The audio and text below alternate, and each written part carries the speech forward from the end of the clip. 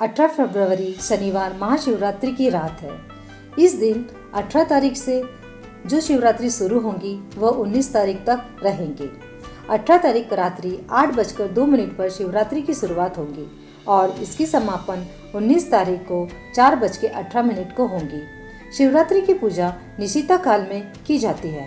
निशिता काल की शुरुआत 18 तारीख को रात 11:52 पर शुरू होगी और 12:42 तक रहेंगी। यह पूजा 4 प्रहर में किया जाता है। 4 प्रहर का मुहूर्त इस प्रकार है। 18 फरवरी शाम 6:40 से शाम 9:46 तक रहेंगी। दूसरा प्रहर है रात 9:47 से रात 12:52 तक रहेंगी। तीसरा प्रहर 19 फरवरी रात 12:53 से लेकर 3:59 तक रहेंगी।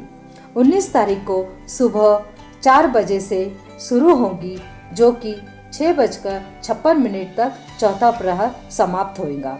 जैसे गंगा नदी पवित्र मानी जाती है उसी तरह महाशिवरात्रि भी पवित्र मानी जाती है। यह पर्व फागुन मास के कृष्ण पक्ष की चतुर्दशी को मनाया जाता है। इस दिन भगवान शिव एक प्रकाश के रूप में शिवलिंग में प्रकट हुए थे। इसी दिन भगवान शिव का विवाह माता पार्वती से हुआ था। यह मान्यता है कि इसी दिन से सृष्टि का आरंभ हुआ। गुरु पुराण, स्कंद पुराण, पद्म पुराण और अग्नि पुराण में शिवरात्रि का वर्णन आता है। यह दिन काफी श्रेष्ठ माना जाता है। इस दिन पूजा मात्र से सुखों की प्राप्ति होती है। इस दिन भगवान शिव की साधना करने से धन, भाग्य और अपार सुख की प्राप्ति होती है। यह दिन भगवान शिव का दिन माना जाता है।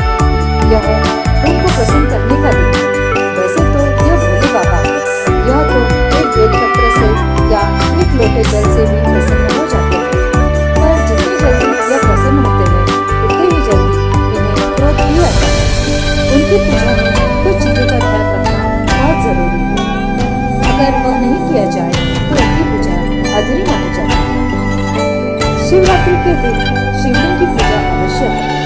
शिवजी की पूजा रात्रि के 4 प्रहरों में किया जाता है जिसका मुहूर्त ऊपर बताया गया है।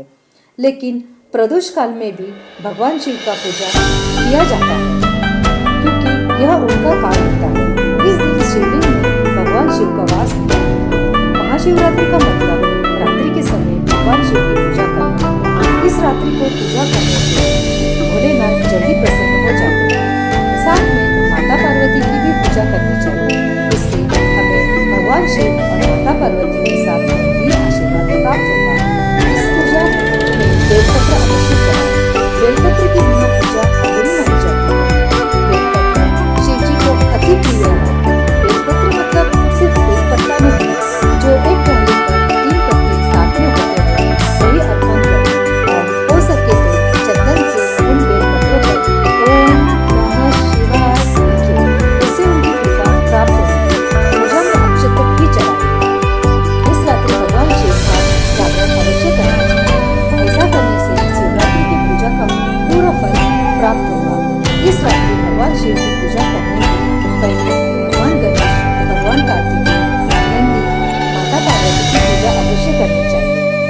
बेल को चारा भी खिलाना चाहिए इस दिन क्योंकि बेल को नंदी का रूप ही माना जाता है। भगवान शिव को बेल अति प्रिय है। यह तो था हमें क्या करना चाहिए इस दिन। अब हमें क्या नहीं करना चाहिए ताकि भगवान शिव और माता पार्वती हम पर प्रसन्न रहे, वह कभी हमसे नाराज ना हो। इस दिन भूल कर भी ज्यादा नहीं सोना चाहिए। जल्दी उठना चाहिए। सूर्योदय से पहले उठकर स्नान कर लेना चाहिए। काले वस्त्र इस दिन कभी ना पहने। हो सके तो सफेद वस्त्र पहने और पूजा करते समय बिना शिला वस्त्र हो तो अति उत्तम।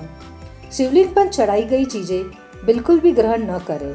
यह अशुभ माना जाता है। जल चढ़ावे। अगर तांबे का लोटा हो तो अति उत्तम, पर अगर जल के साथ साथ दूध और दही से भी अभिषेक कर रहे हो तो तांबे का लोटा ना ले क्योंकि तांबे के लोटे में दूध और दही जहर बन जाता है। चांदी या पीतल का लोटा इस्तेमाल करें। इस एक दिन की भक्ति भाव से पूजा करी हुई 100 पूजा के बरोबर होती है। इस दिन पूजा में तुलसी का पत्ता का प्रयोग बिल्कुल भी ना करें।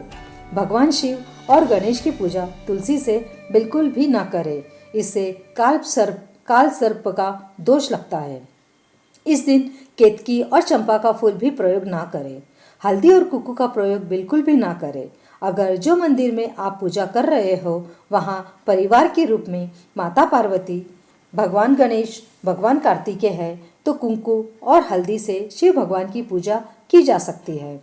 अगर सिर्फ शिवलिंग ही है तो आप हल्दी कुक्कू उनको ना चढ़ावे, वह उनका वैराग्य रूप कहलाता है। इस दिन गलती से भी किसी को उल्टा अपशब्द ना बोले और घर में बिल्कुल भी कलह ना करे। शराब और मांसाहार का प्रयोग बिल्कुल भी ना करें। ऐसा करने से माता पार्वती और भगवान शिव का क्रोध का सामना करना पड़ता है।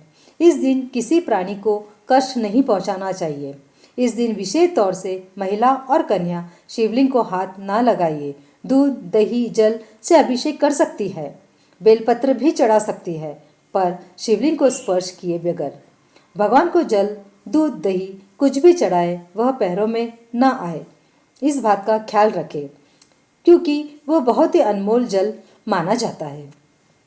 उसे अपने मस्तक पर लगाइए और अपने बच्चों के सिर पर भी लगाना चाहिए।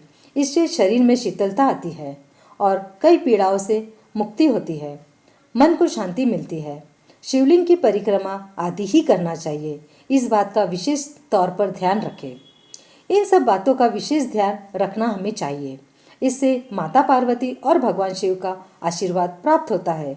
इस दिन व्रत रखते हैं। इस दिन ध्यान रखें, अनाज सफ़ेद या काला नमक का प्रयोग बिल्कुल भी ना करें।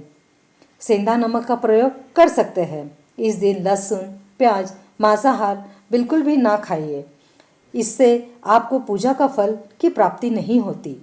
इस दिन खासकर पंचामृत शिवजी को अर्पित करें और बाद में प्रसाद के रूप में इसे मिलाकर सब मिलकर खा सकते हैं।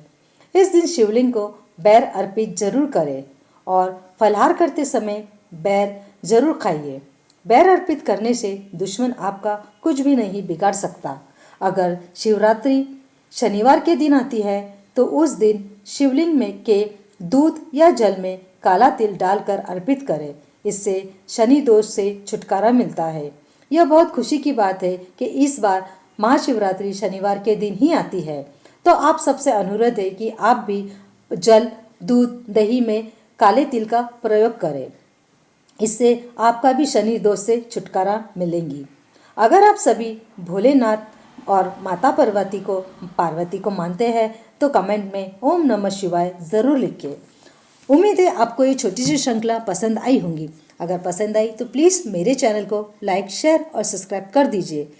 अपना कीमती समय देने के लिए बहुत बहुत धन्यवाद।